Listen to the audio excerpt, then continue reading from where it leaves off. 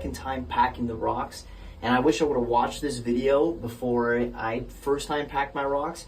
The first time I did it, I followed the instructions that come from the YouTube video or online, which are pretty vague. It says to first clean the rocks and then divide them into small, medium, and large, and that's exactly what I did. And the first time I packed this, I spent too much time on the big rocks at the bottom, so then when I got to the top, I didn't have any big rocks.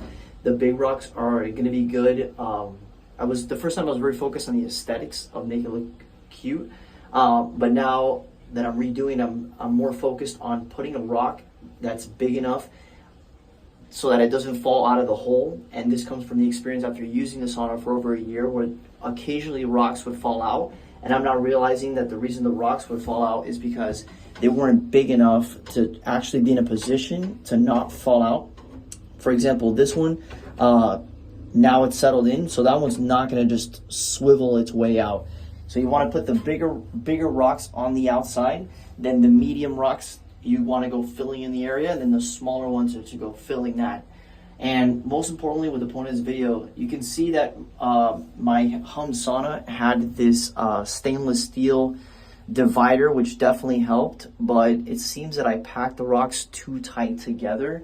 And because I packed the rocks too tight together with the heat and the water, the humidity and time, the coils actually melted. So they warped, they got distorted, and I think that was due to the rocks being too tight, and also it could be that there is a defect with this design, and that's probably why they have this there. But even that melted. You know, this gets up to 230 degrees, so that's very hot. I wouldn't expect it not to melt. And I think that now, by placing the rocks with more air in between, if that makes sense, so not so close together, but more they're just settling in to one another, I think that's going to help. So anybody that's setting up the rocks, that's my advice, because there's not much information out there.